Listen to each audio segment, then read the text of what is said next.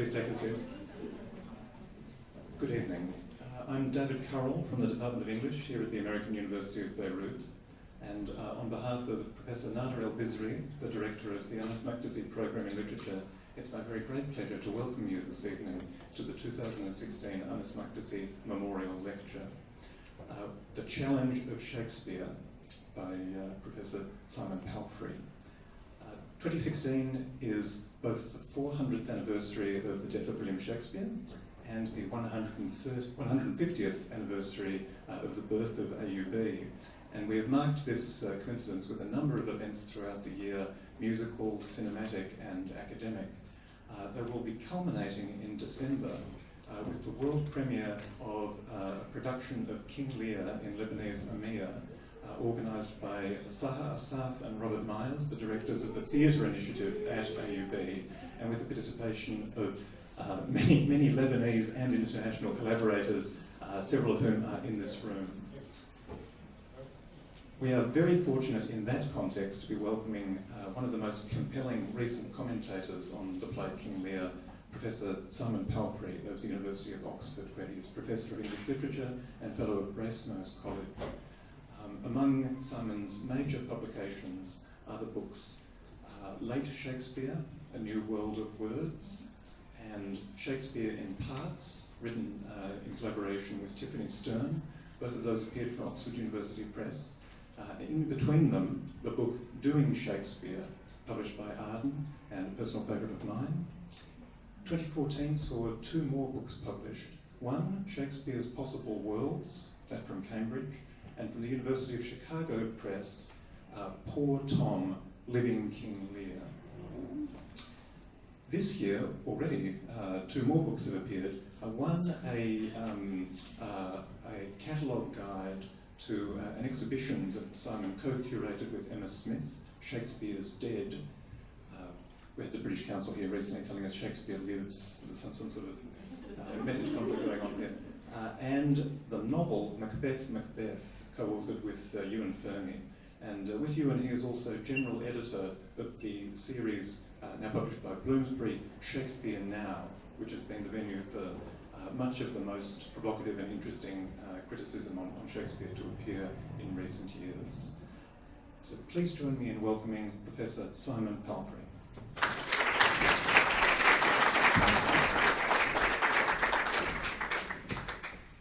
Okay, thanks, Dave. Can you all hear that?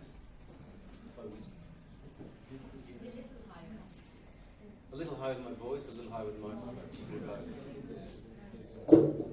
I can talk loud. Yeah. What about that? Can you all hear that? Yeah. What I'm going to do today is talk both generally about Shakespeare and the challenge of Shakespeare. By that I mean what I see as a very distinctive way he writes, the particular challenges that gives to us as readers and imaginers and writers and playgoers and actors and directors and all the rest of it. Something perhaps we can talk about later or tomorrow if those of you are going to say no, this idea. The question of Shakespeare's uniqueness or otherwise, I think is a very, very, very interesting one. But I'm going to get a bunch of examples from King Lear, which, you know, in a slightly scattergun way, will open up some of the curious provocations and difficulties, I think, of Shakespeare, but also something, I hope, something of the sort of remarkable, layered, deathless quality of Shakespeare's sort of sleeplessness. But I'm going to start with a few sort of calls to the imagination, calls for us to imagine a bunch of things. Imagine entering the gap between two scenes and existing in that void. Imagine waiting inside a cue space between a cue and a response, eternally suspended. Imagine cracking open a metaphor and slipping inside, touching its wet clay, surveying its buried actions and startling collisions, forbidden to abstract or to normalize a thing. Or imagine that your possible world is a single connotation of a polysemic word, a word which means many things at once, or a fugitive rhyme. or a gap between phrases in the middle of a line. Imagine living there, exactly there, and having to discover whatever you can. Or imagine a life not just in, but as disguise. Imagine that identity can be ended or created by a single switch of garment. Or conceive of the possibility, all memory and all hope, subsisting at the end of a line, in that hanging space after the last word of one line and before the first word of the next. Or determine always and only to act before an audience, in front of faces you don't know.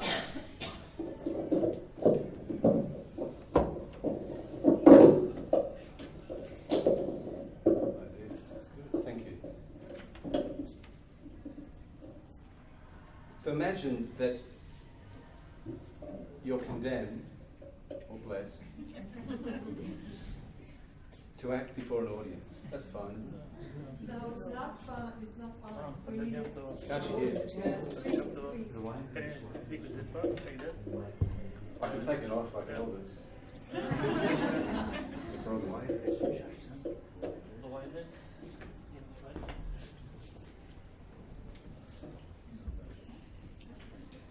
Do you want me to hold it? That's better. Couldn't you hear that? Could you not hear what I was saying? I'm not going to go on. I'm not going to repeat it. Do you want me to repeat it? Yes. It doesn't bear a second hearing. All right. Okay, so determine always and only to act before an audience, in front of faces you do not know, people that cannot intervene, and yet whose presence is the very predicate of your existing. In other words, if they don't exist, nor do you. Imagine that you're playing a role and every word you say was there before you and cannot be deviated from. Or think of an image that no one has ever seen or heard or even entertained.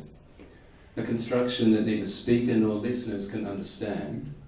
And there you are, the one and only you, settling in the uncomprehending ears of strangers. Imagine that the action of these words, that and nothing else, constitutes possibility. Now, all those things that I'm asking us to imagine, I think, are things that Shakespeare does all the time. I think he has the most rare ability, or is it an ability or is it a curse, to feel the life in everything, human and non-human. And I think this is perhaps the secret to Shakespeare. That's what I want to look at today. So what I'm going to do now is I'm going to go through a bunch of different examples of different techniques. Some of these I'll expand upon that I've talked about in King Lear. Start with something in the very first scene of Lear. It's we don't know. It's Gloucester speaking. He says, "I've so often blushed to acknowledge him that now I am brazed to it." So he says he's brazed by the action of blushing. Now the blushing is a fire or a furnace. He's rendered like brass from it. But the brass is less a finished metal than an eternalizing or inescapable condition of burning, of being exposed to the action of fire. That is his I am. Shakespeare uses a term like I am. It's not accidental, it's fundamental. And by association, the brazed state suggests punishment, martyrdom, hellfire. But it's specifically not only metaphysical or religious, because the fire is produced by blushing.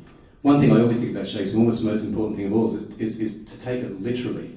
And by taking it literally, I mean to attend to the physicality of the language, the specific physical act that's being recalled and brought to life.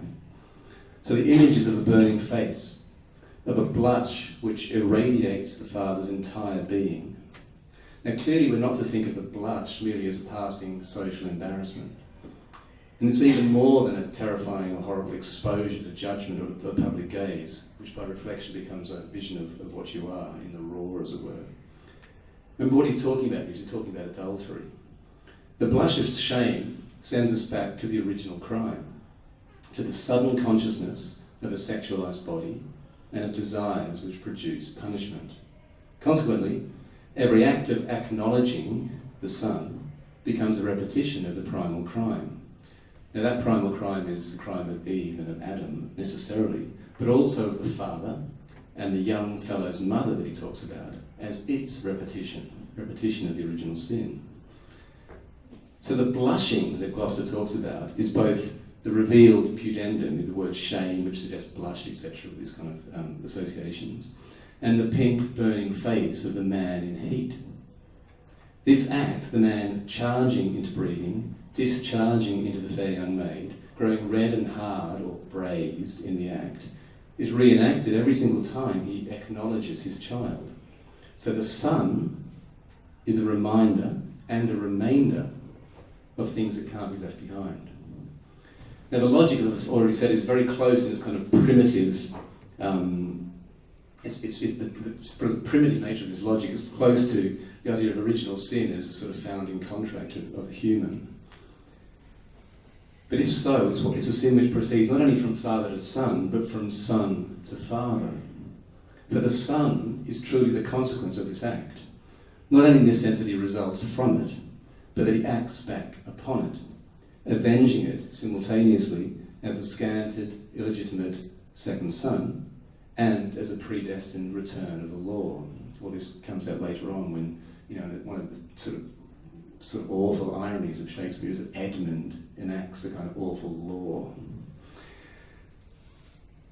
So that sort of, slightly laborious engaging with the implications of the word Shakespeare uses is in the service of some generalisations which I'll now say.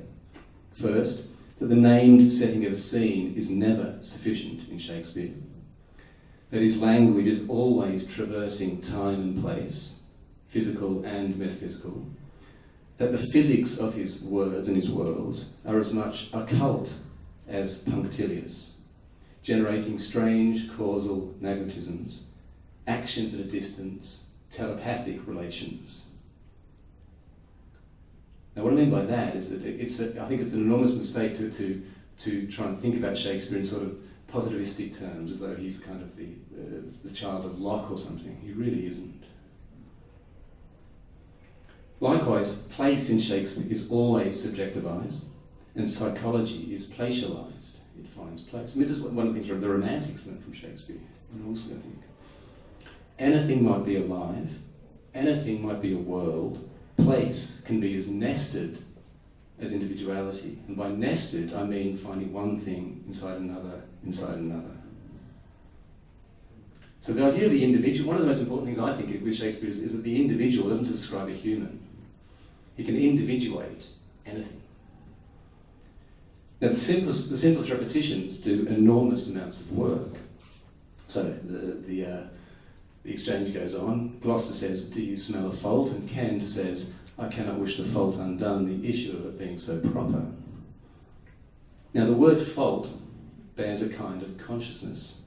It's alive with memory and anticipation.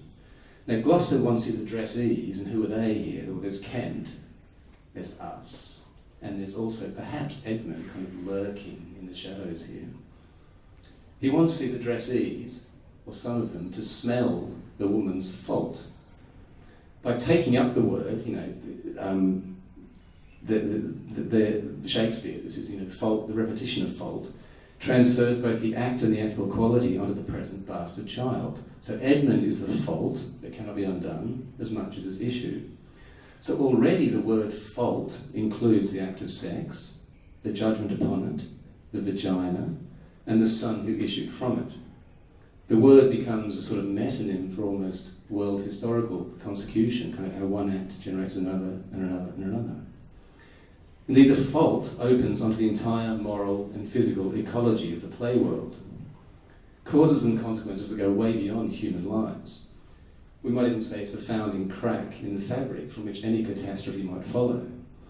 As such, it's the first in a terrible series of such faults. We might think just very quickly of the fool's eggs, of Lear's thick rotundity, of the spilled germens or seeds, sulphurous pit, Egger's dark and vicious place, and so forth. All of which, in effect, are the place of this play, a tragic environment compounding woman and hell and land and the abyssal imagination. So it's the gash. I mean, Shakespeare's insisting upon this kind of physicalised, rather imaginatively physicalised and pornographised, really, coming true of the language.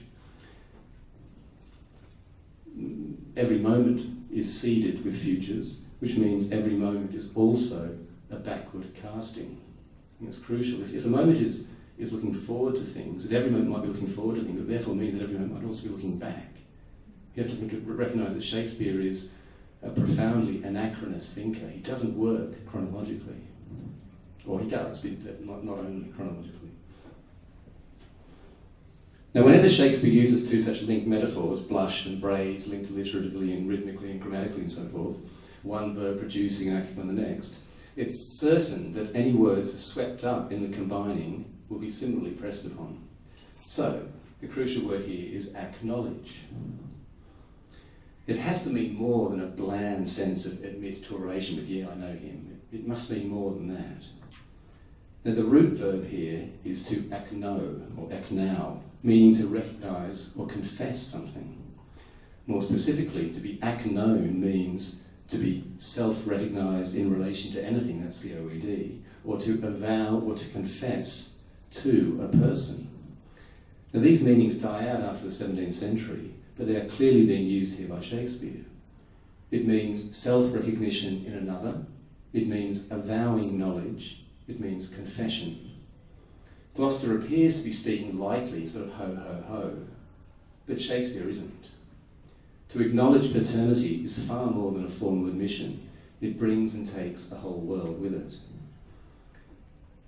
He thinks now, that's Gloucester, as he thought then, that it's all about him, his recollected pleasure, his recollected shame. Both times he neglects the child. Way back then, on that sportful night, the thing truly at stake wasn't his lust or his guilt or his fear of discovery. The thing really at stake was the child who was the act's consequence. So the father speaks of the fair mother, the good sport at his making, and he repeats the crucial word. He says, the whoreson must be acknowledged. Now, perhaps Gloucester doesn't think the whoreson hears. It's only now that he addresses his son directly. Do you know this noble gentleman Edmund? And it's perfectly possible that this whole chortling conversation happens sort of voce between the old comrades, old men. Didn't we have good youth? Weren't we naughty? And perhaps the whoreson doesn't hear and is called into listening only on cue. Now, performance choices here will vary, but such choices are not, in truth, the crux. Because listening or not, Edmund is here. Because in this world, words work telepathically and osmotically. They compose a consciousness even in its absence. And so, as though physically, metabolically, Edmund takes it all in. The motives which move him are all the while being seeded in this opening conversation. It's almost as if these words are metamorphosing into Edmund as he waits to be sort of animated, as he waits to be clocked into action or something.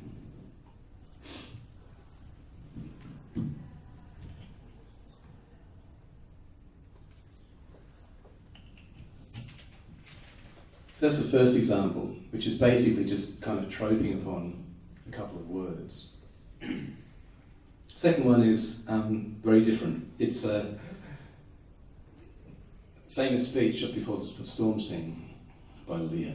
He says, "You houseless poverty, nay, get thee in, I'll pray." Oh, actually in the storm scene, isn't it? "I'll pray and then I'll sleep. Poor naked wretches, wheresoe'er you are, that bide the pelting of this pitiless storm, how shall your houseless heads and unfed sides, your looped and windowed raggedness, defend you from seasons such as these? Oh, I have taken too little care of this. Take physic pomp, expose thyself to feel what wretches feel, that thou mayst shake the superflux to them and show the heavens more just." So this, for those of you who aren't instantly familiar with the play, this is the moment when Lear, who's in the storm, being kicked out by his daughters, is feeling the assault of the storm, and he's been called into the hovel, wavering around him, come to the hovel, the hovel, the hovel, and he stops and he has his brief prayer to the poor naked wretches, and then he goes in. And it's also his last moment before his sanity cracks. Now, it's the speech's object focus, its focus on objects, that makes it, I think, so intimate to suffering, allowing Lear's sentiment to work at the very edge of allegory. In this speech, every single bit of the creation, a head, a side, a window, a rag, a loop, is a sort of node or centre of feeling and appetite. What this means is that such objects become possible subjects. And I think this sort of the conventional distinction between the subject and the object is again very, very often unsustainable in Shakespeare, or he transforms one into the other, and that's where the action is. So before names and stations, this is what we are. We are a condition, or a passion, or an enduring, a looped and windowed raggedness describing life. So the pathos of existing is found in nothing more or less than existential continuance. And this feeds into allegory as though the first step in reconstructing a survivable ethics, because we are all such objects indiscriminately, and we all deserve more. Now, what I'm talking about there is the way in which the speech, by presenting very, very simple, recognisable, but objects, a window or a rag, and making these things stand for humanity as its most exposed and vulnerable, it makes these things allegorical, right? These things, it's not just a rag, it's a rag which carries a whole history and potentiality with it. And it's a rag which works imperatively upon the audience. Do something about it. And so this is what I mean by allegory being the kind of vehicle of ethical reappraisal, political reappraisal. So it truly is here an act of wishing to reach beyond jealous enclosures, a possibility that Lear's present exposure opens up. The suffering he speaks of is actual enough, but the mood is of the possible. Or if you're talking about modalities, some of you will know what I mean by that. The sort of the kind of, is something indicative? Is it imperative? Is it subjunctive? What's its relation to action? Is it describing what is, or what should be, or what must be, or what might be? I think the most distinctive modality in Shakespeare, distinctive mood, is of if. What if of the possible? Now, in this way, this prayer repairs the super indicative imperatives of Lear's opening gambit when he says, "Which of you shall we say doth love us most?" Remember that that's the love test when he makes his daughters declare their love for him and gives land out in return. Now, Lear's love test brought garishly to light the infantilism of parent love, its lonely desire for affirmation and praise, its residual conviction that it deserves things. Do you parents recognise yourselves? Its residual conviction that it deserves things, that it's been undervalued, its silly wish to bore others with its boasting. Which of you shall we say doth love us most? It's very beautifully written. Now, this falling short in Lear's understanding, his understanding of love, for example, finds a correlate in the opening scene's dramaturgy, how it's organised dramatically on the stage.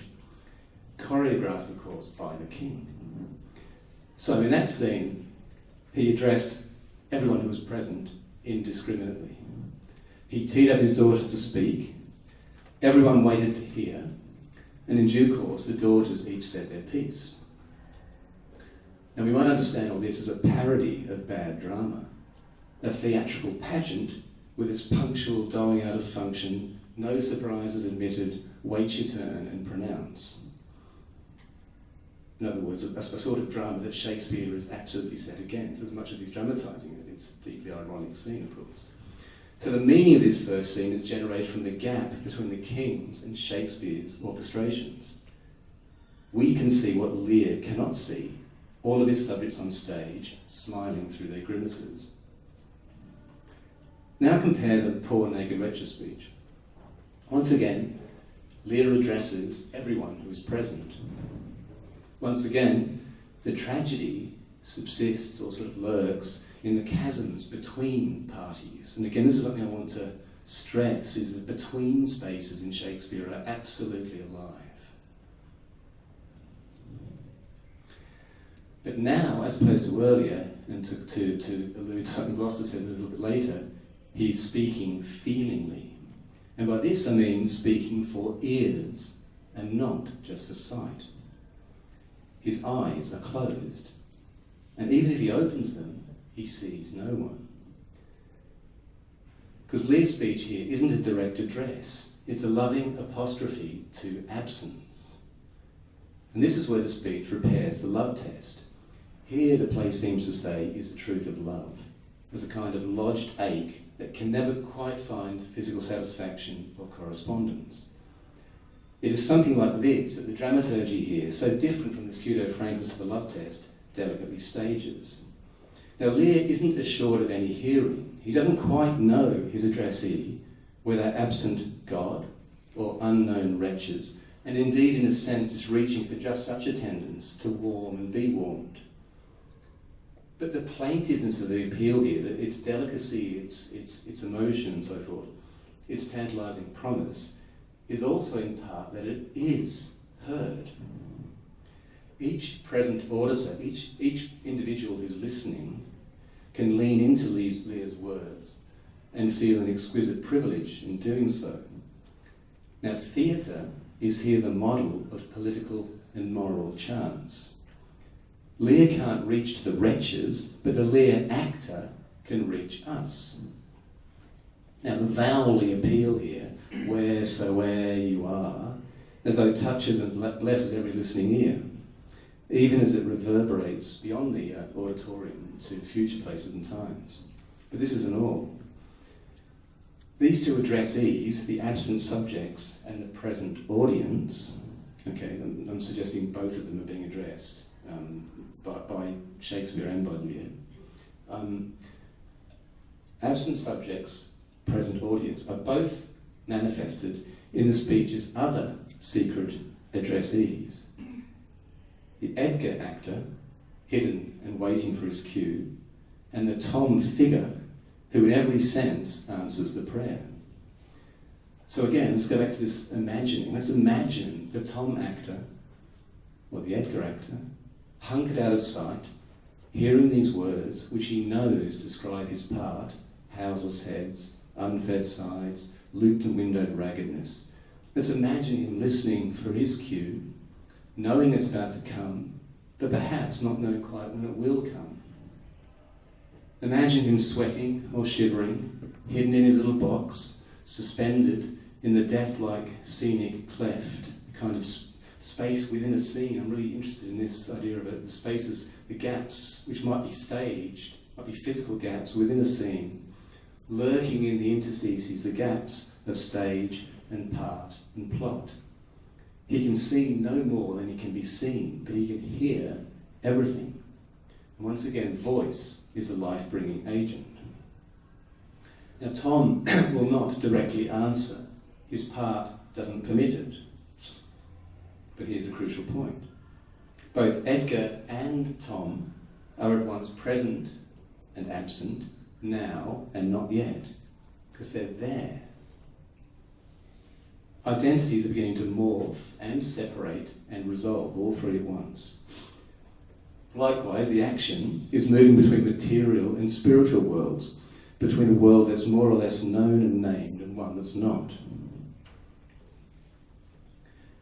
I mean, what I'm suggesting here is that Lear's doing Shakespeare's doing something rather very strange and tantalising when he's writing a speech which addresses someone which seems to be longing for something, and that something it longs for is already there, but not yet visible, not known to the audience, not known to Lear. It's interesting. Now, crucial here is the different subject positions taken up by Lear. In other words, what is Lear here? Who is Lear here? So he's clearly himself the battered exile that he talks about. He's the homeless wretch, penitent king, he's the emerging human, and the painfully wistful parent. So in many ways this is a speech of self-description.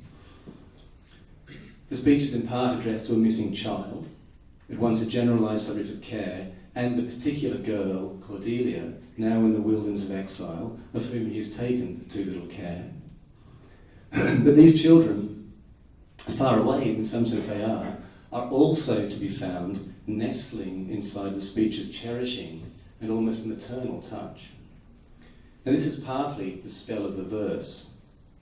It's very, not this came out when I read it, but it is with anyone who's a genuine actor, it's a remarkably caring and yeah, maternal sort of speech. It touches people, it draws them in. It's the generous prosody, the imaginative precision and so forth, and this voice that billows a kind of protective net is partly, again, the facts of dramaturgy. The child really is present, nested in his box as the speech releases its blessing. So Lear's prayer mourns a separation that has also not yet occurred, and which is also, in this very act of speaking, being revoked or being healed. The child is here, he or she has returned. The loved one, embodied in the Edgar Tom actor, hears it all. But here again is the point of the sort of the exquisite suffering of this play. The tragedy which is emergent in the action. Only the agent hears in the form of the actor, and he cannot communicate the knowledge into performance. A similar impasse defines Lear. He seems able at last to speak the truth to love, but he's unaware that love is here right now. So as so often in the play, love belies touch. Poor Tom is at once addressed and invoked and present and absent. To borrow from the physicists, he's both an exploded and an unexploded state. Whoa. Welcome to Liverpool. There we go. It's exploded and unexploded. Right on cue. Yeah. This is the routine 6 p.m. power cut. Oh, is it? We'll be on generator in 30 seconds.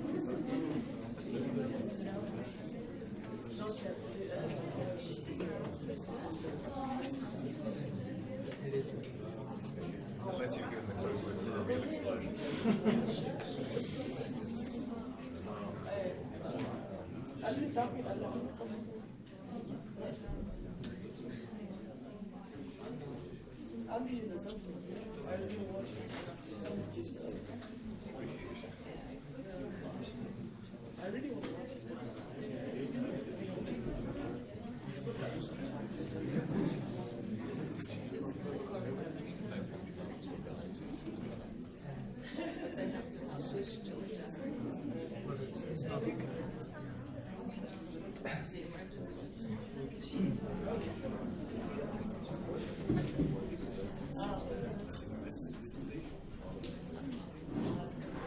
All right. A welcome break for us all. Okay, so I'm saying Tom is both, to borrow from the physicists that I don't understand, is both an exploded and unexploded state. He embodies any subject, any son, any daughter, and the king himself, whose exposure morphs into Tom's, and with whom his address now, his discourse now echoes and ricochets. So in a moment, when Tom does emerge, Lear directs everything he says to Tom, sees him as this kind of fractured mirror of himself. But equally, and this is very important, Tom's role is nowhere limited to strictly human mirroring. He issues from the wash. He's as though literally born from it. And so listen to the prayer's final few lines again. Lear says, "Take physic, pomp, expose thyself to feel what wretches feel, that thou mayst shake the superflux to them and show the heavens more just."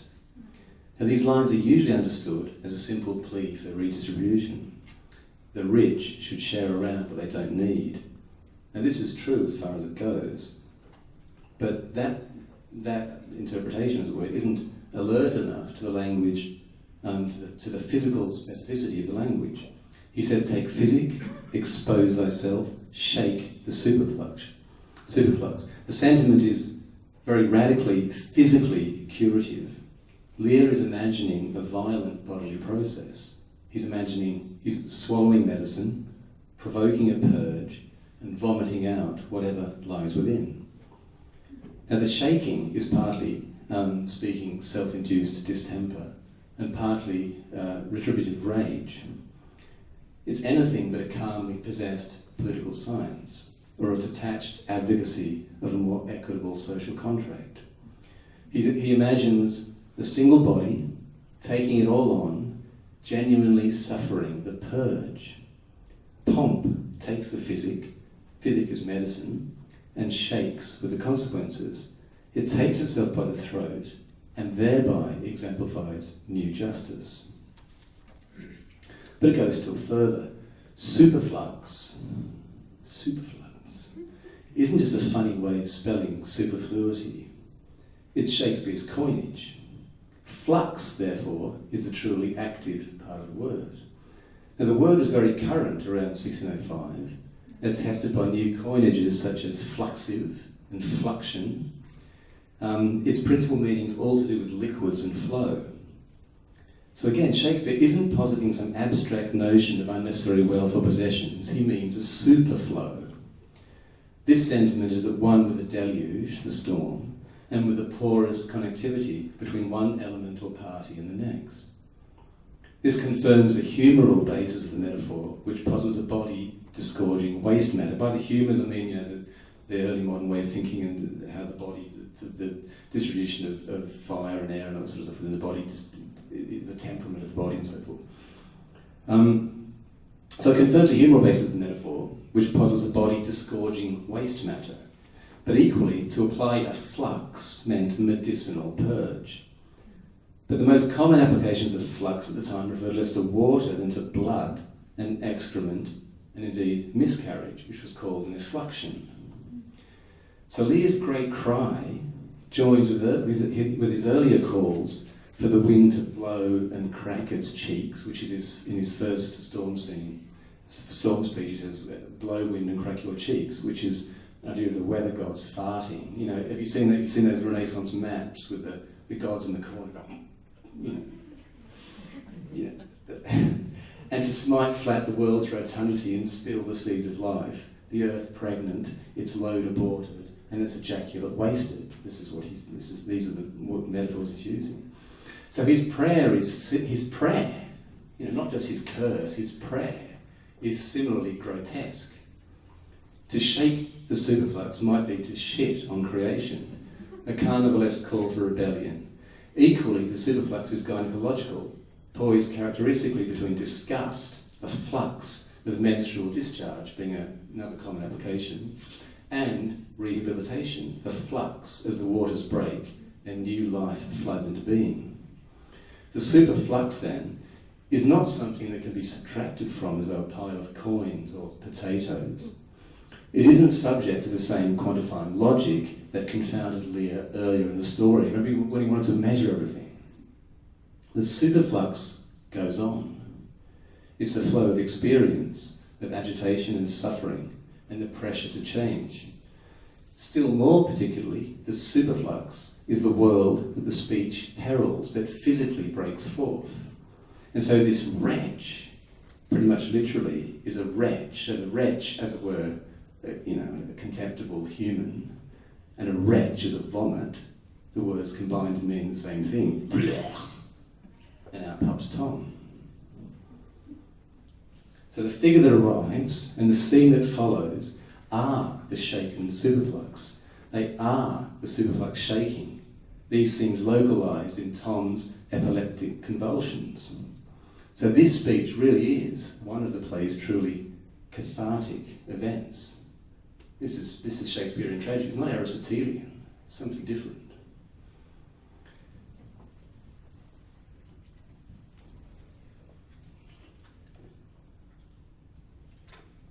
I say that because, Aristotle's model of catharsis often being invoked as the definition of tragedies.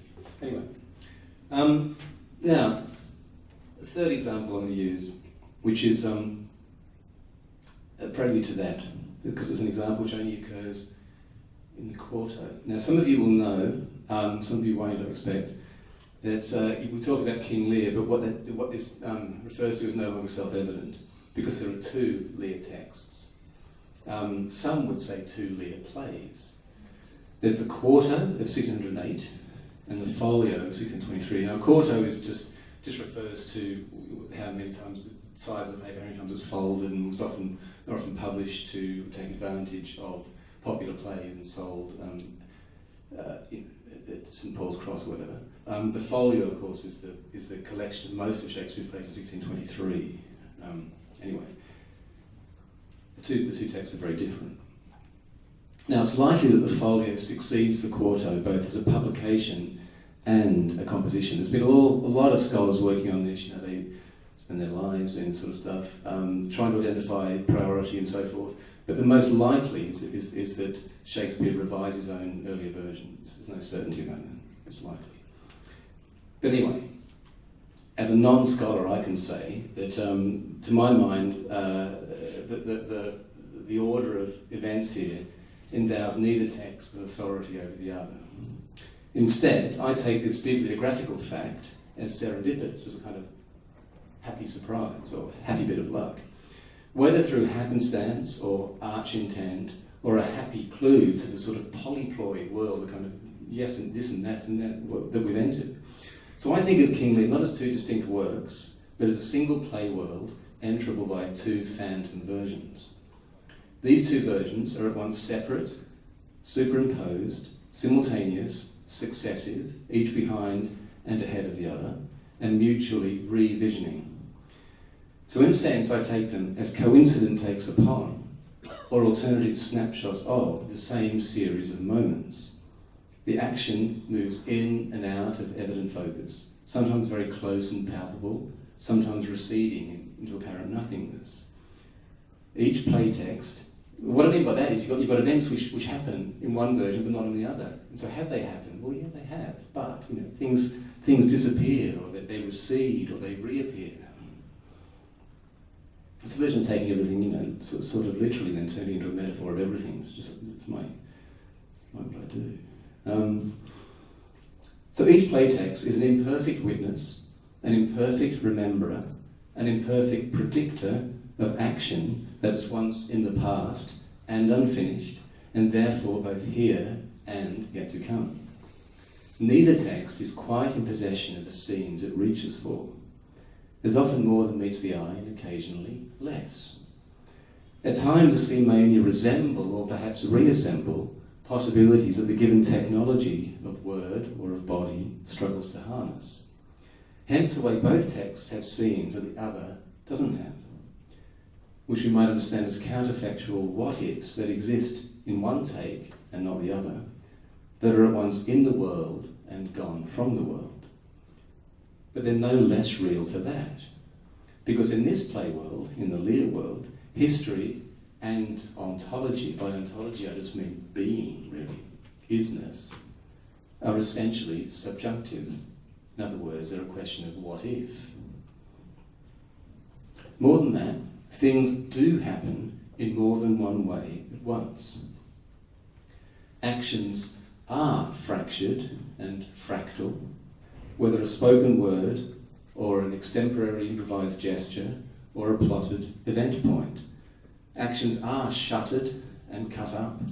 They are instantaneously recessive with superimpositions. They happen this way, then that way, then that way, then that way. And that's how things are. They are endlessly occurring differently, both in the moment of utterance and in the ongoing history of the play through ages and places. What I'm describing here is a way, if you think about what it means to write a play, which you fully expect to be performed more than once, and to write that play, it has to sort of somehow come true through actors, and through stage, and through audience. So what is the truth of that play? Where is the truth of that play? Does it ever occur? And if it does occur, does it occur? So rather than just thinking of this performance was more or less persuasive or moving or wonderful or funny, thinking about the necessity of repetition. If we take seriously the necessity of repetition as the fundamental metaphysics of theatre, and then think about that as the basic principle of life, then we have something. I think this is how Shakespeare saw things. Okay. So, with that in mind, I want to look at a little scene after the storm, or a little moment. It's a speech that only happens in the cue text, in the quarto text. Edgar is alone on stage after the others have left, and he's trying to cheer himself up. And he speaks a soliloquy. When we our betters see bearing our woes, we scarcely think our miseries our foes. Who alone suffers most in the mind, leaving free things and happy shows behind. But then the mind much sufferance doth o'er skip, when grief hath mates and bearing fellowship. How light and portable my pain seems now, when that which makes me bend makes the king bow. He childed, as I fathered, Tom away, mark the high noises and myself bewray.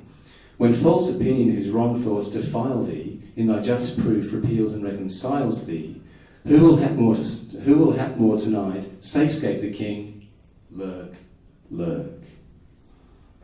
It's not one of Shakespeare's most treasured speeches, it has to be said. It's often embarrassingly avoided because of the kind of cavalcade of pieties and rationalizations that Edgar offers. But it's got a couple of fantastic moments, and I'm going to talk about one of them. And as my reading and acting would have hopefully told you, the speech rhymes. It rhymes. It's full of couplets. Therefore, it should close with a couplet, but it doesn't. Edgar seemingly is interrupted. The closure that rhyme offers is instead sacrificed to what's about to happen, and instead of the rhyme, we get this very strange little repetition: lurk, lurk. So what's going on there? What happens in the text is it says lurk, lurk, and then enter Cornwall and Regan and Goneril and Bastard. Okay, that's a little unholy alliance of people. So the bad people all enter. Lurk, lurk, enter. So in other words, this repeated cue, a cue which is it's a cue for entrance, and it's spoken more than once. The cue being lurk, spoken twice.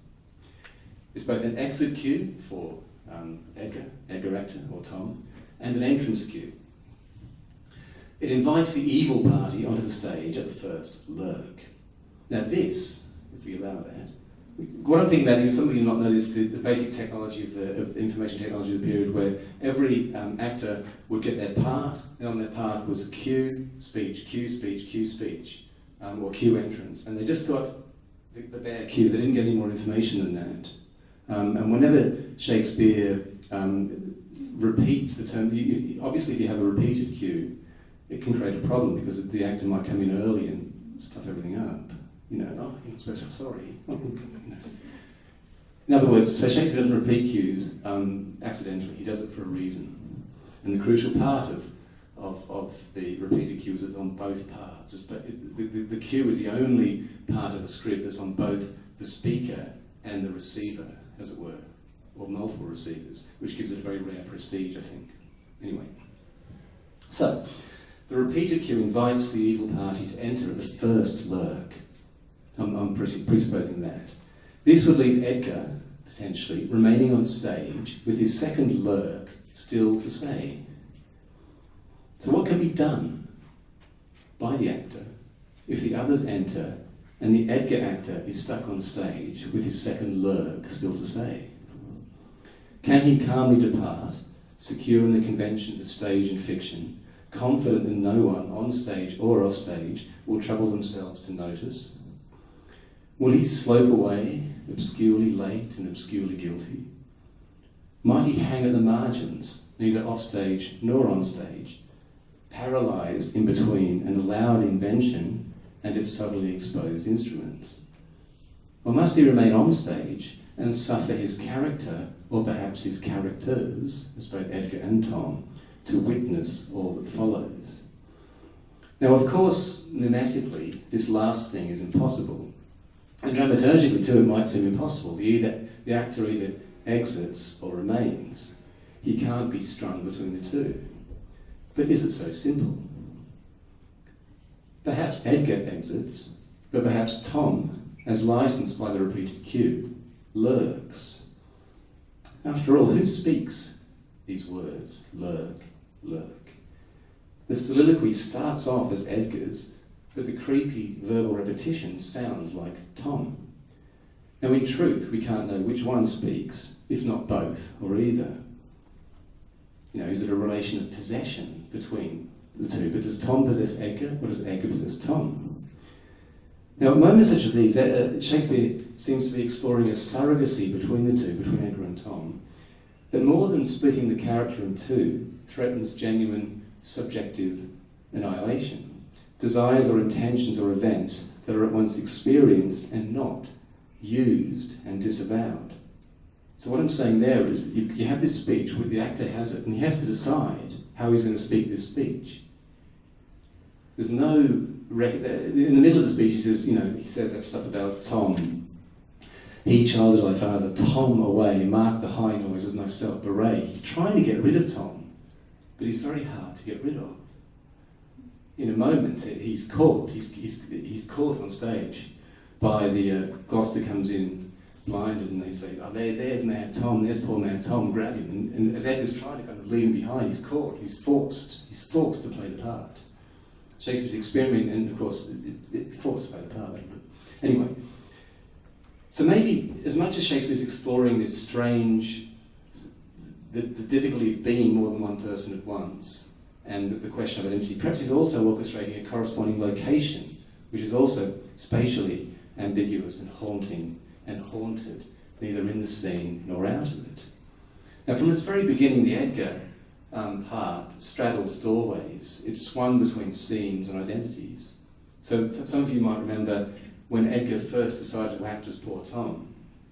It happens as Kent is stopped on stage and asleep. Edgar steals onto the stage and speaks his happy hollow soliloquy when he says he's going to dress himself up as Tom. He rises, in other words, from the gap in between scenes, as though punished or forbidden imagination made manifest.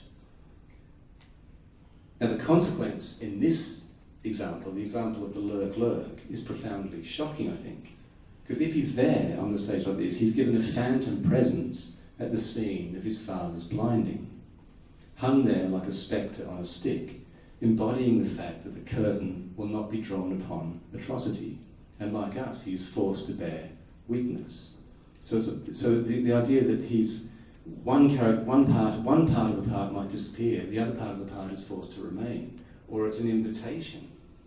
I mean, very often Shakespeare leaves invitations to his actors, and it's in the gap which produces choice. But choice in Shakespeare is very, very often not freedom. It's forms of compulsion or misprision, this sort of thing. Now, no doubt Edgar's situation can be understood here, not for the first or last time, if we think of this, as parricidal rehearsing killing his father. But the audacious scenography itself tempts or teases, the audacious scenography, the way it seems to be creating this horrible kind of invitation to witness, that itself tempts or teases with Edgar, as though a bad angel surprised in his darkest desires. Another way of seeing it is as a staging of memory, or memory of a particular kind. The memory of a trauma at which the boy was not, or the replaying of a horror he could not prevent. And at the same time he was, and he is, exactly there. He was present and he did nothing. And so his haunting attendance at the scene fixes him in a condition of painful remembering, rehearsing and replaying and witnessing over and over the scene of violation. We might infer a guilt that can't speak its name, which has to be consigned to spectral, barely shadowy, kind of here, not here surrogacy. Equally, we can intuit the simplest grief, the scene that will not shut down, that's always there, waiting to be shamefully revisited. In a very dark sense, I think the the correspondent place of Edgar and of Tom, the place of his births and his departures, his waiting and his mutating, is precisely in these kind of scenic clefts, if not the clear breaks between scenes and cracks within scenes, such as the straw beneath the stage from which Tom first erupted. It's a very horrible privilege for this to be the case, you know, to enter these sort of places which in terms of simple continuous fiction don't exist at all. But they do here, because if you begin to think how Shakespeare invests his spaces, his gaps, his hiatuses and this sort of thing with potential, possibility. Now all of this kind of thinking, this kind of comes to its climax, and I won't have time to talk about it, in the cliff scene, of course, when it's a perfect example of a scene that exists and doesn't exist simultaneously, in which you can perform actions like a suicide, which does and does not happen at the same time. You can, you know, it's got this awful taking of this way of taking the reality of theatre to the very limit and then going even beyond that. But I haven't got time to go into that. I think you'll hopefully get what I'm talking about when I say that. So I want to end with some general propositions about Shakespeare, about the kind of theatre he's making here.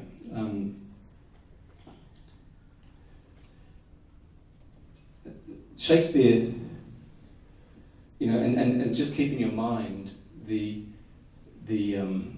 cliff scene and the jump that Gloucester makes, and the question of when exactly he makes the jump, and what happens exactly when he makes that jump, and so forth. It's you know,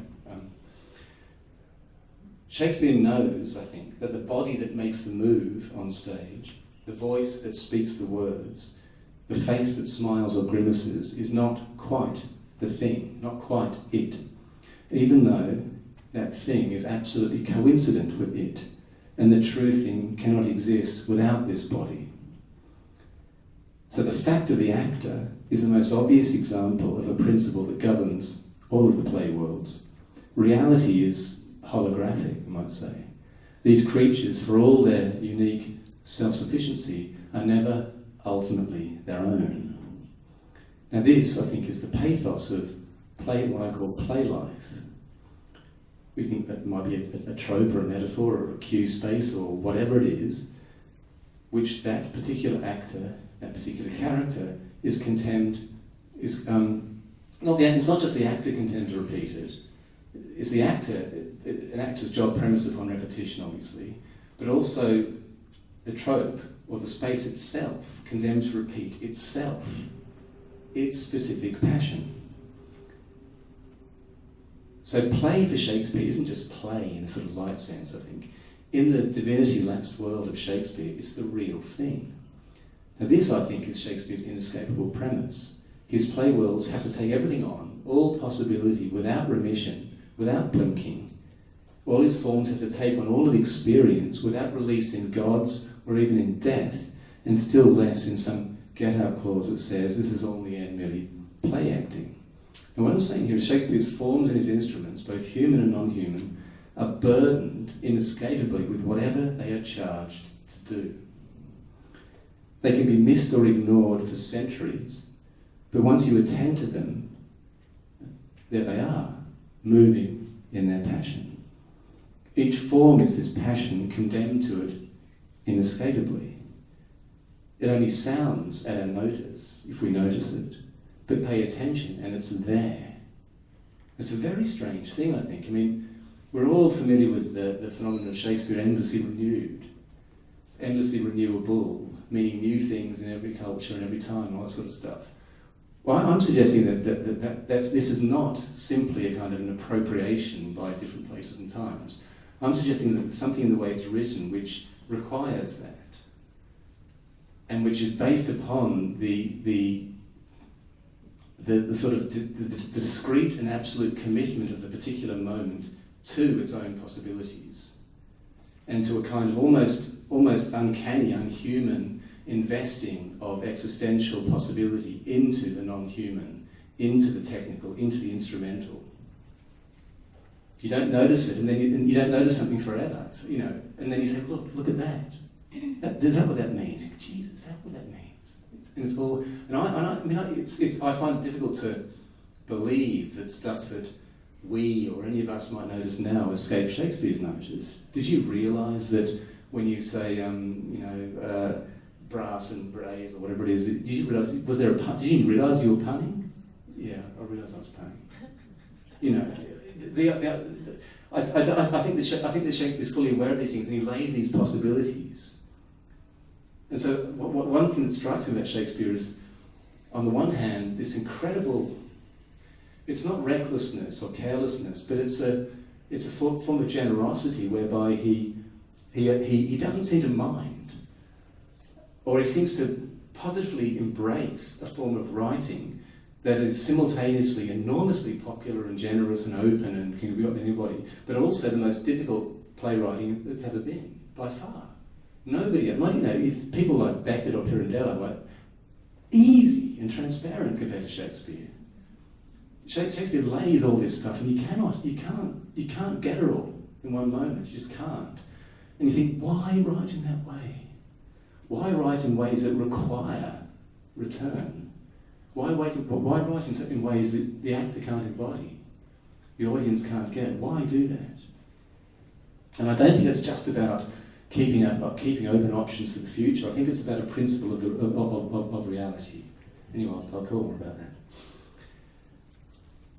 So the final point I make is that I think that this kind of writing is not reduced. It creates a real challenge for theatre. It's not reducible to representational description or visible models or positivistic laws. I think we need to think much more finely than we're accustomed to doing, far more attentively to the gradations and changes and non-self-identity and so forth in a single movement or a single voice. We have to recognise how radical and estranging Shakespeare's methods can be. And one of the decisive things is that theatre's in-the-moment satisfactions, its sensory continuity, its assumption of shared pleasures, have to, in part, give way, not to text or the satisfaction of reading over other forms of attendance, but to embedded technical resources which are specific to theatre, which often defy easy communication. And instead of moving spontaneously from medium to receiver, the meaning and the emotions remain wrapped up in the medium, which is always in motion and alive with change, not to be simply downloaded. What I think regrettable in a way, totally understandable, is that a lot of productions, they veer away from the specificities of Shakespeare and seek a kind of generalisable analogue in contemporary culture and say, this is how we make Shakespeare accessible. Rather than having the sort of the patience and the scrupulousness to listen and to find what's already there. Now you can't communicate at all, but you can I think communicate enough by having a sort of integrity in relation to what's been written.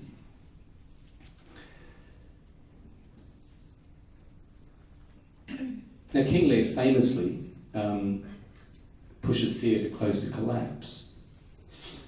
It's not because theatre is inadequate, but I think that the singular event, the mono voice, the classical body, is inadequate to the play.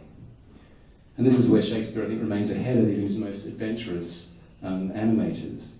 I sometimes think we have to wait for some kind of future medium or technology to sustain and communicate the play's self-ghosting projections, but I don't really want to say that. But I think there's a lot that's still waiting, as it were. Shakespeare's is a theatre of echoes and intervals and overlays and hauntings and telepathy and suddenness and eruptions, and a persistent knowledge that the senses are very rarely adequate. And the truth of this theatre is found in the experience of paying attention. It can't be summarised or digested or observed from a distance. I think this is true of everybody, and I think in the first place it's got to be true of people who try and put it on stage. To think like this is to begin to feel how inadequate our customary measurements are for understanding Shakespeare. So let's not dismiss strangeness as irrelevance or obscurity as nonsensical. Let's beware the instinct to avoid offence or obscenity, or to turn away from suffering that we can't do anything about. Equally, let's acknowledge the possibility that such suffering may be our own, and this means the difficulty of intimacy and not just its comforts. There's a tremendous urge to sentimentalise Shakespeare and to make Shakespeare like what we think we are like. That sort of idea. The future of Shakespeare depends upon somehow showing how he's anticipating what we already know we are. Yeah. We have to see as well as look, but also realise that eyes aren't enough, that nor is hearing sufficient. I mean, I love that bit in Lear when he says, "Hark, can you listen to the sea?" It's a brilliant line. What does it mean when you're stuck in the middle of London? So we have to listen even when the sound appears to have ceased. Articulated sentences are often inadequate to history. Sentience carries on where the senses leave off. And this is why we have plays and an art form of unpredictably collocated fragments, such as Shakespeare's. You know, it's a really basic question to ask: why use the forms that he uses? Why write in those ways? Why not just produce a newspaper report? You know, why not just put it in nice sentences that everyone can understand? It's a form of creation in which nothing exists only in its moment, in which each moment is a quarry of many other moments, in which no gap, however dark, is without action, and in which no ruin, however mute, is truly finished. I think there's a wonderful. The thing I particularly like about Shakespeare is it's a kind of really humbling experience. I find reading Shakespeare or listening to Shakespeare or watching Shakespeare or paying attention to Shakespeare, reading it backwards or sideways or upside down or something, because you can live a life that's very, very careless or arrogant or negligent in all sorts of daily ways, but you can't engage with this work carelessly or negligently or arrogantly. You'll just be defeated or boring.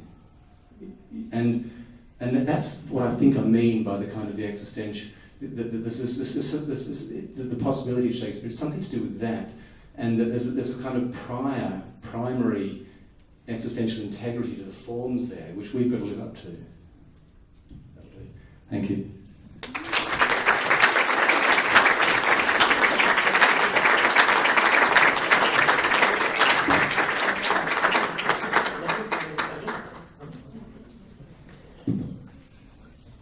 Thank you very much, Simon, indeed.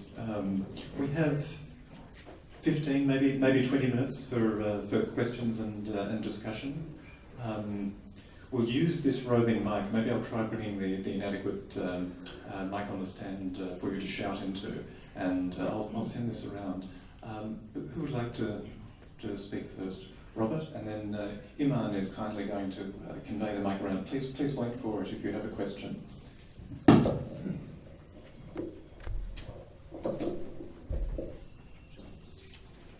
Thank you very, very much. Enjoyed it enormously. One thing that I found extremely compelling was a reading of Shakespeare in performance, and I wonder if you could comment a little bit more. I don't want to be reductive, but one thing that I'm always interested in is what else people do that informs their theater. And Buchner was a comparative anatomist.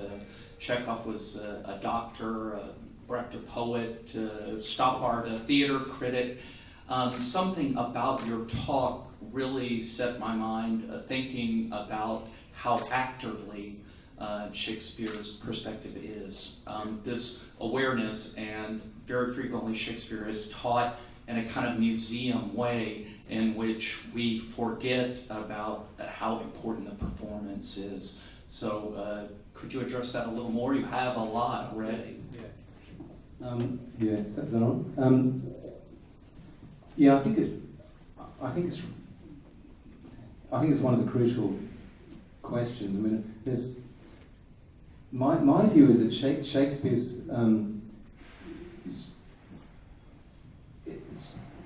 what Shakespeare did is not really possible to conceive of without a knowledge, a really deep, embodied, moment-by-moment knowledge of acting, and no doubt being an actor. But I also think with that goes a recognition of the limitations of acting, and not that. I think what I sort of see actors as Shakespeare's existential pioneers. I think he sees. I mean, it's a cliche that Shakespeare's favourite metaphor is, melodramatic, metatheatrical ones, when he says, life is like a stage, life's but a walking shadow, or poor player, all that sort of stuff. And I think that's. I would take much further that idea of life is like a stage, much further. One of the things that I'm beginning to think more about is the anthropomorphism of the conventional ways of understanding Shakespeare's investment in theatre, as the idea that the theatre is actors, and the actors' experience is where Shakespeare understood. I say yes, absolutely, but Shakespeare is also a writer.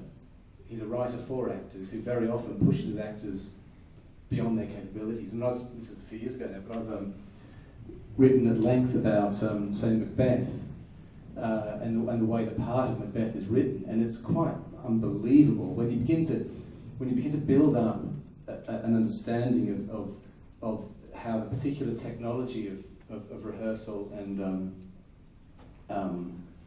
performance, writing for actors, and all these techniques and conventions which became necessary, and which Shakespeare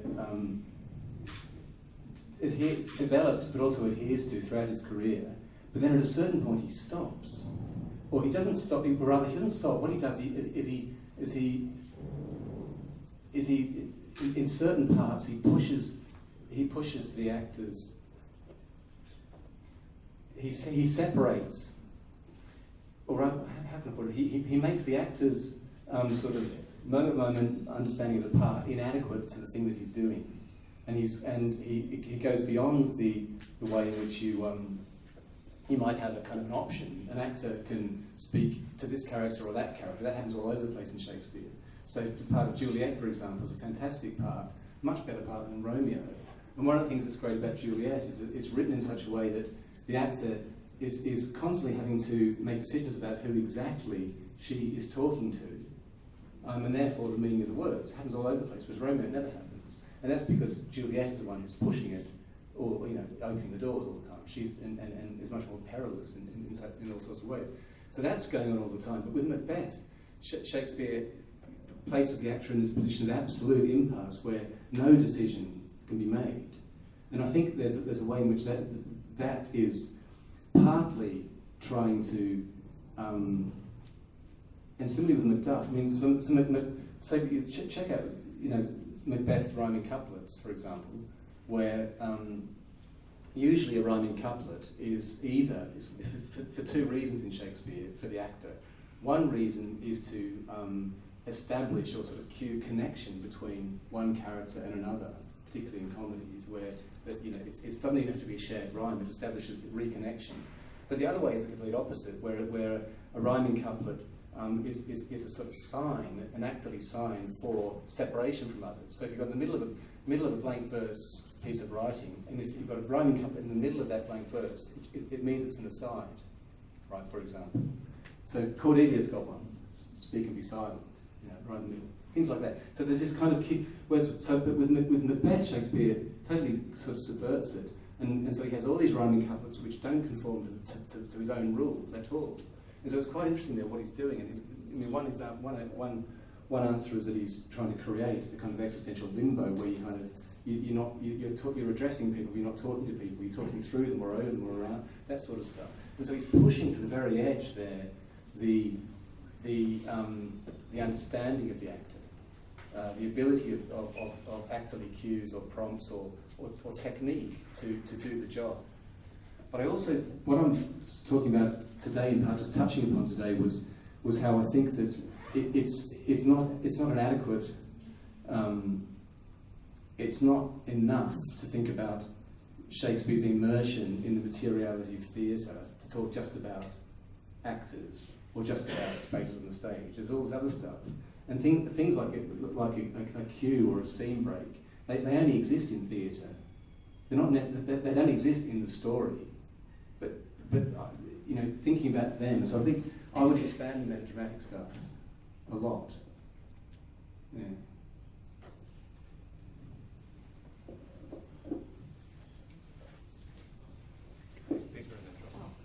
If I may, I just want to thank you so much, because you brought back to my mind so much in acting, directing, and scholarship about Shakespeare. But one of the things I don't have enough time to tell you all the things I've noted here. But you remember Michael Redgrave has always said he's like a variorum edition when he acts on stage, because of this multi sort of thing. But just also the other experience as an actor, and I played many Shakespearean parts, was this is that people would come and tell me every night, you're doing it in a different way, and it just came naturally. I wasn't thinking of it, but in trying to be faithful to the text. It's just amazing that every night you can't just repeat what you did the night before when just as an actor.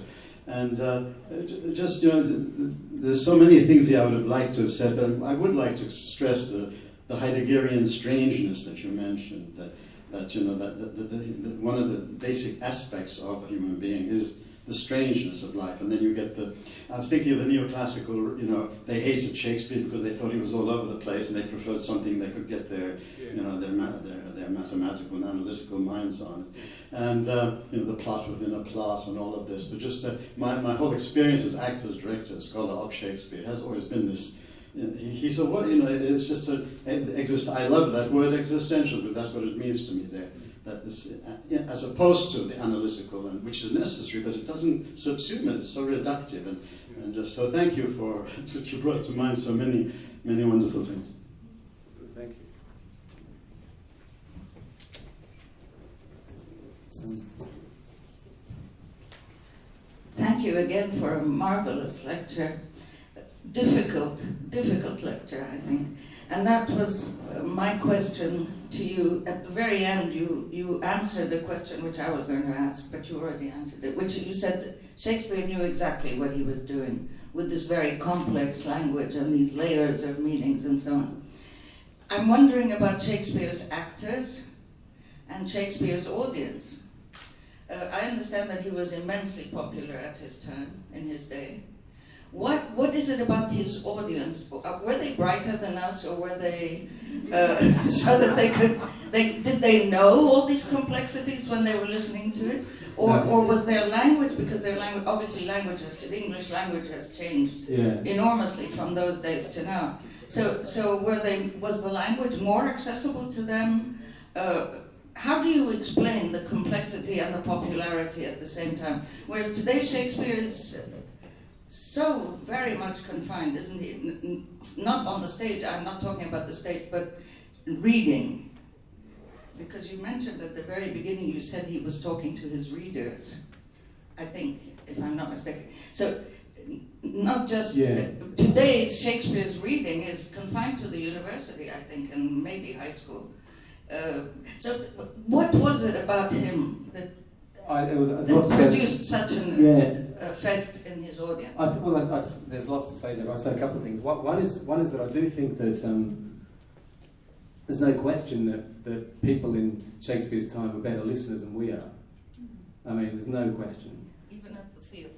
Even at any, I mean, this is so you've got people, we always condescend to the past, as though we're somehow we know more, but often we know less.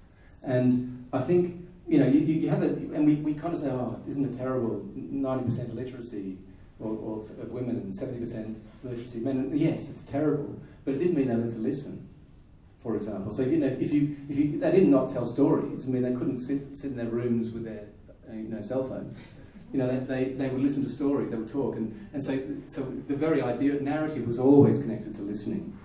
All the training in schools, and then you've got anyone who's goes to a school, and the basic curriculum was all about not just listening, but paying minute attention to tropes and figures of speech, minute attention. And so that you'd get a single line, and they would be able to itemise loads and loads and loads and loads of different tropes with different ways of repeating, different ways of giving emphasis, different ways of turning things upside down and inside out, and they knew it all. And so this is the actors. I'm not saying that everyone in the audience seems to know that, but it's written in such a way that this kind of micro attention to figurative effects, which this was going on all the time in ways that however great the writer is today, they've got nothing like that training in rhetoric. Now, I also think that Shakespeare goes way beyond rhetorical training, but there's also that. So with the kind of visual literacy we have today, where kids are amazing at, if an image lasts longer than about 2 seconds, they've laboured the point. This is because of the technologies we have. I sometimes I compare Shakespeare to really good sportsmen or sportswomen who've just got time. You throw a ball really fast and just go. And things seem to move more slowly. I think that's the way Shakespeare is all the time. I think he has more space. He sees more. He has more space. But I think generally they did. People in that time they heard more. But having said all that, I think there's unquestionably a distinction between the way Shakespeare writes and anybody else during the period. And you have all of the other plays, and to forget about poetry and just talk about plays. There's no other writer who writes in this way that just leaves the audience behind. Nobody writes like that. I mean, you have people like Marston and Webster who are more sort of overtly intellectual or kind of showing off their intellectual wares in a way that Shakespeare only sometimes does. But they're much easier. You can always get the meaning as you go along, which Shakespeare you simply can't. He's a genius. Well, but it's also, you also think, what? So that's one of the questions I'm addressing really is that. I mean, why? But at the same time, Shakespeare, he leaves his audience behind in lots of ways, but also not in other ways. And so he's always got kind of sort of the mythic shapes of the work. You have this speech, which means also you always get the emotion or the basic passion of the speech, even if you're missing lots of details. I mean, that also happens. But it's but it's interesting that his editors, when the folio was published in 1623, they said, we've done this and we've received from his papers, a lot of blotters and stuff. And they say, I can't remember the exact sentence, but it's something like, read him therefore, and again and again. And if you do not like him, then surely you don't understand him. And so what they're saying is, so it seems to be responding to a recognition. And this is two people who he'd worked with all his professional life, who acted in his plays, for much longer than Shakespeare acted in his plays, actually, who really knew the work, and they knew how much is in there. If you don't like it, it's because you don't understand it. Understanding requires reading and again and again.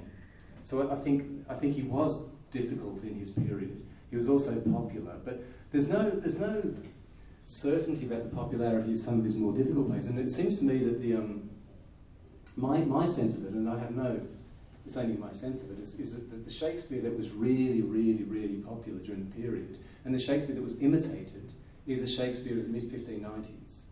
It's the Shakespeare of Midsummer Night's Dream. No one can imitate that because it's just too amazing. But they imitate the beautiful, the rhyming, the fluidity of it. Venus and Adonis, that's the most popular poem of the age. That's what they love. And the most reprinted. Yeah, the most reprinted. Venus and Adonis, which has got this amazing fluency, and just it's funny and but it's swift. And Henry IV, Falstaff. I mean, the things that's really, and that's the imitation. Whereas the Shakespeare of post Hamlet is much more difficult, and nobody tries to imitate it. You can't imitate no one's ever been able to imitate Measure for Measure or even Macbeth for all its popularity. But the verse is incredibly difficult and dense and self-fracturing and there's some people like Gary Taylor, who's a well-known scholar, would argue that Shakespeare lost popularity, and so there's a bit of a puzzle as to why. After a while, his plays ceased to be reproduced in quarto form. So all his most popular poems of the 1590s, plays like Romeo and Juliet and Henry IV Midsummer Night's Dream, etc., they got published in quarto, and King Lear got published in quarto, but lots of the later plays like Coriolanus and Antony and Cleopatra and The Tempest and so forth didn't. And that might be because they were storing them up for a collected edition, or it might be because there wasn't a demand. Don't know, Is there time for another question? Yes, Same please. time for- Please. I actually have two questions. Follow up, but you choose. I'm going to give you a choice. Oh, good. Yeah. Choice. Did I mention choice is not freedom? Yeah, no, well, freedom, I your think I choice. did. Whatever you decide. You are the analyst, the interpreter. I don't have that ability. I want to follow up on the difficulty, the trope of difficulty, both the difficulty of Shakespeare and the difficulty of your talk, which was indeed very hard. Although I actually know, partially, humbly, That's David's fault. some of your concepts. He told me, he told me to.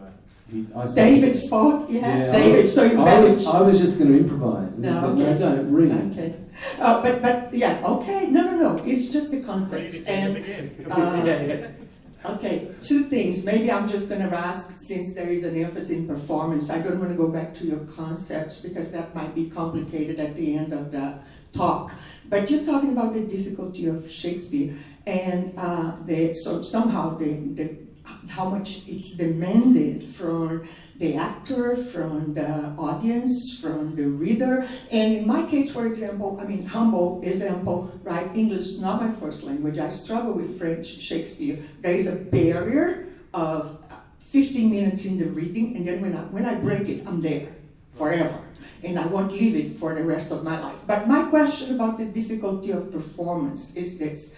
That I recall at least two plays, Romeo and Juliet, unfortunately not Lear, which I think is one of the greatest plays in terms of destroying you, is Romeo and Juliet and Hamlet. They have been performed by inmates in prisons. So my question is, you have to be in prison to be able to completely focus on Shakespeare. You have to be a prisoner of the text, or you have to be physically in prison, or you need the concept. You need a conceptual framework to be there, or it's just something more existential that your talk avoided mentioning or talking, that is something that's inherently human in the tragedy, in the catastrophe. You used the word catastrophe that I wish you had expanded on. I love catastrophe. So, maybe because inmates are exposed to the condition of catastrophe. So, can you comment on that? I'm sure you heard that inmates perform him.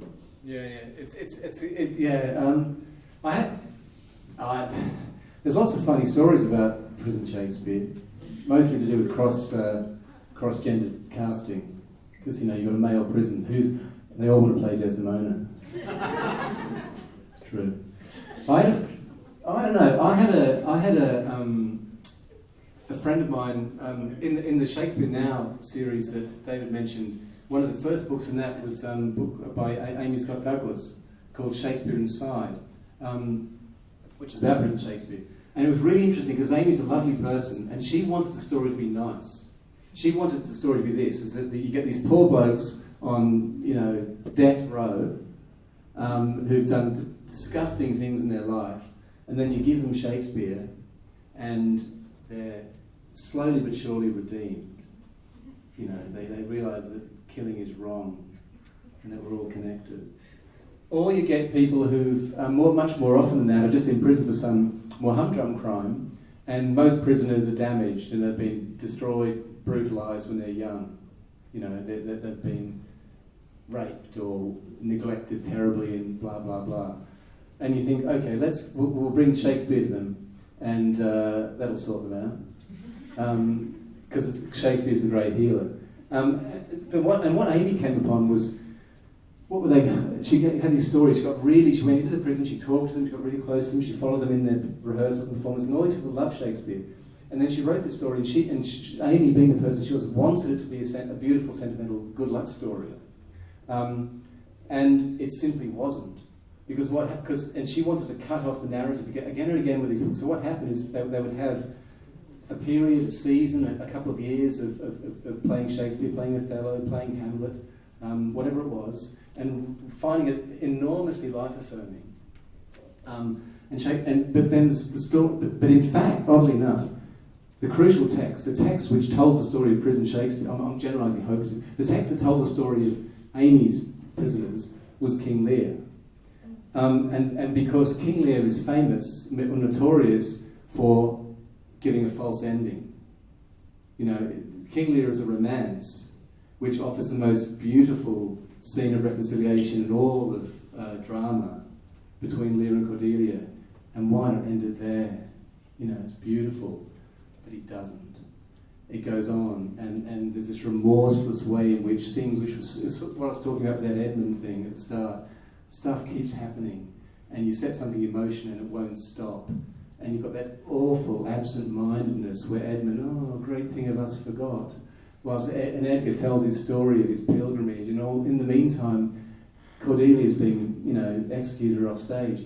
You know, and it's just this terrible way in which it doesn't matter how much you hope or wish, things happen. And so what happened again and again with these prisoners was that they would have their summertime, they would have their season of collegiality and fun and would-be redemption partly through Shakespeare, and then a year later, suicide.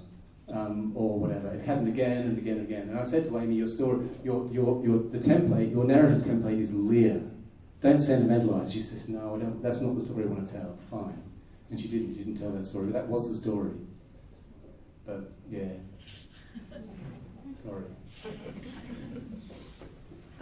Something that occurred to me when the gentleman was talking about how he was able to perform his roles in Shakespeare every night differently. Do you think that was enabled by the fact that sometimes Shakespeare doesn't really include stage directions in his plays? Yeah. For example, in King Lear, when with the torture scene of Gloucester, Gloucester has absolutely no stage directions. So do you think that was a factor? Yeah, I think it's a great example because yes, I do. I mean, the stage directions there exist in a single line, don't they? There's a single line which is a pentameter. It's the most excruciating pentameter in all of drama, which I can't remember what it says. Somebody here may have the text. It goes, oh, no, horror, whatever it is. But it's 5 separate speech acts separated by a gap of who knows how long, and it's in the gaps of that line that his eyes are being taken out, or one of his eyes is being taken out. So yeah, so I think that. Yeah, what I think happens is that Shakespeare's, I mean, it's not only the absence of stage directions, it's also the absence of an institutionalised director during the period. So they didn't have a director who comes along and imposes his or her vision on the play. The roles were fundamentally self-directing, which meant that so the first readers of Shakespeare are fundamentally the actors, obviously, and they have to read really carefully. And one of the things that's quite interesting, and there hasn't been much work done on this, or not enough work done on this, is I think there's all sorts of kind of, what would you call it, sort of code, which is not to do with the particular meaning of the scene, but to do with sort of recurring ways of writing, recurring rhythms, which tell the actor how to do certain things. So there's one that's been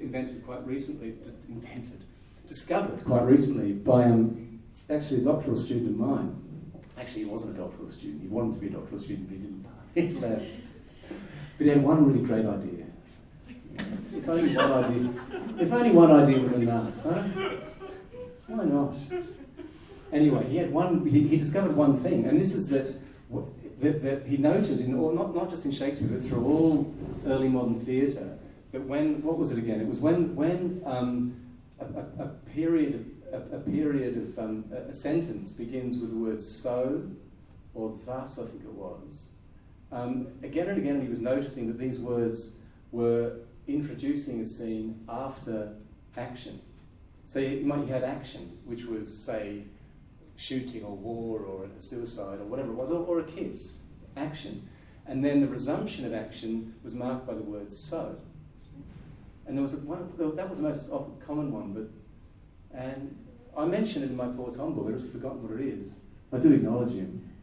Because it happens in the cliff scene. Anyway, the word so, meaning that means that, and he called it, Alessandro was his name, resumption cue. In other words, the so marks the completion of the action, which is not scripted. It's scripted in the sense of so and so's got to be killed or whatever, but you don't speak until the action's done. And so I think there's all these codes like that which the actors knew. And what's really interesting is how Shakespeare plays with that. And so in Marlowe and Green and blah blah blah, this is meticulously used, this technique, again and again and again, foolproof way of telling the actors that this is an action has to be completed before you say these words, right? But in Shakespeare, and he does it too in his early career, but then he does with so many other things, he starts to sophisticate the stuff, and so he uses so at the start of the sentence, at the end of, to indicate phantom actions or imagined actions, as opposed to enacted actions. And so it's this way of having this kind of virtual reality that Shakespeare is so amazing at. Where you have things happening in your mind's eye which you don't actually see on the stage. But yeah, I think it's fundamental. Yeah. Well, can I ask one more question? I can ask at the dinner if. No. Yeah. Okay. Thank you. Hi, I'm Sahar Asaf. I will be directing. I'm a theatre director and actor, and I teach here at the UB. And I'll be directing my first Shakespearean production of King Lear in Lebanese, spoken Lebanese, this December. And we were just commenting that the lecture, I second what everyone is saying about how hard, but it's a very interesting challenge, I would say. I have so many questions. We're glad you're visiting our class tomorrow, and this is again an invitation for those interested. But some of the actors are here now, and that's why I'm going to re-ask again, in line with what Robert asked at the beginning, about how the complexity of Shakespeare's language, like the first example that you gave us about the Gloucester line, beginning of the play, simple line, with the blushed and blazed, and I was thinking how interesting for an actor, because of, as actors we learn to play the subtext, not read the text. And in this case, there's a lot of opportunities to play. So this is something that if you can comment more on, how really for actors, instead of just being afraid from Shakespeare, and for us in Arabic it's going to be a different story now. I think I want to go back and rework the translation after your lecture. But it's quite interesting for actors. But my other question is about how characters transform in the play, and this is also in line with what you said about how Shakespeare heals in a way. It's cathartic, but not Aristotle kind of catharsis. Yeah. One problem I still have with this play, and I've been living with the text for the last 6 months, translating it, looking at all different, many different versions of the text and Arabic translations. One transformation in the play that I still don't understand is Edmund's transformation. He comes across as this, of course there's a lot of layers, but in general he's the villain of the play, or the, antagonist, and then suddenly in one line in the last scene in the play, he is, he kind of finds his humanity one way or another. So, yeah, I don't know what my question is, I'm sorry. Yeah, I can say,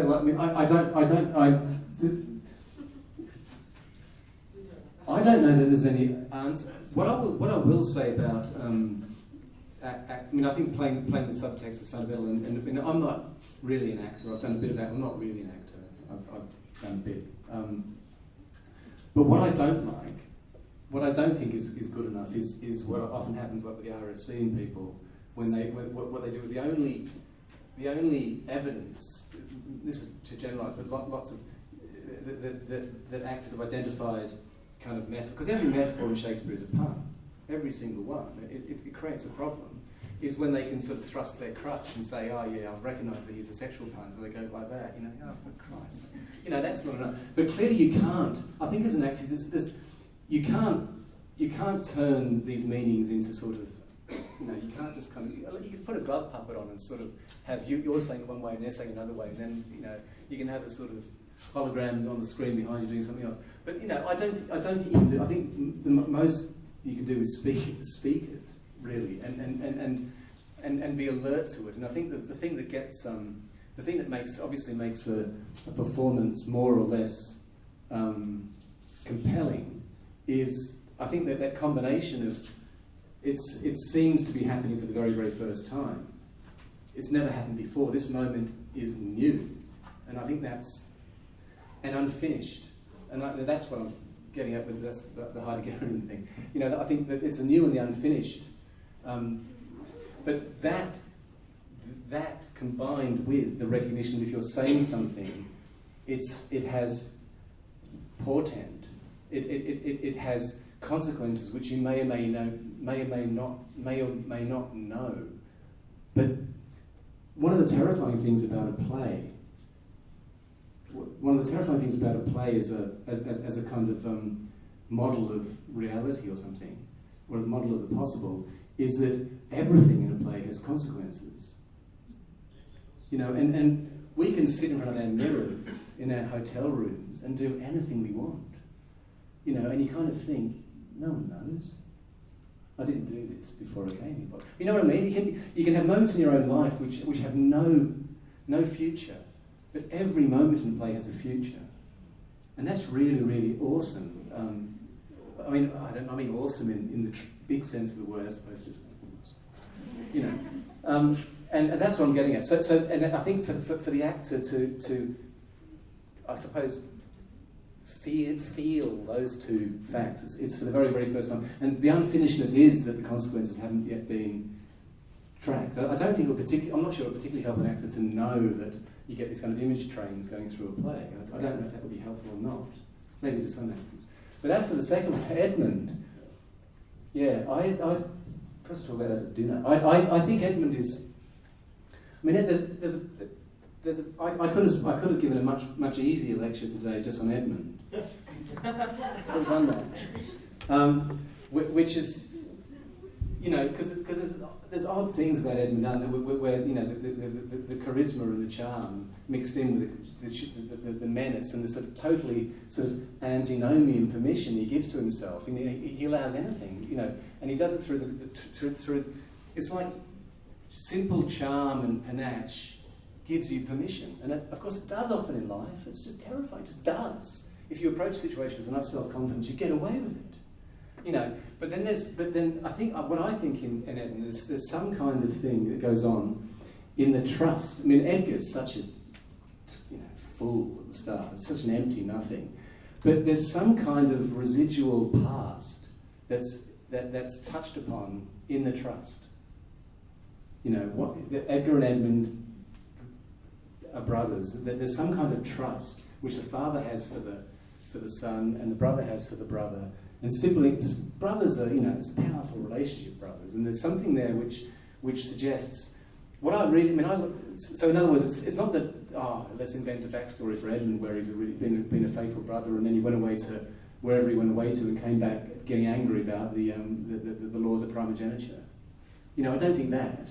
But I do think there's that little touch of the identifiable and the recognisable and acknowledged in Edmund, which there isn't for. Well, there's a bit in Regan, who's kind of the great terrorist of the play.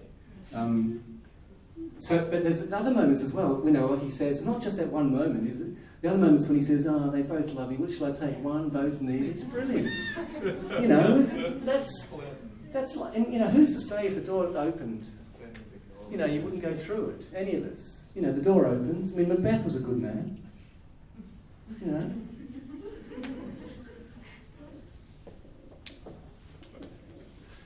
So thank you very much for mentioning that this conversation can continue tomorrow at 2 p.m. in West Hall B, where Robert and Sahar are kindly hosting Simon for a workshop on King Lear. So in a sense, this is a false ending, but we can still applaud.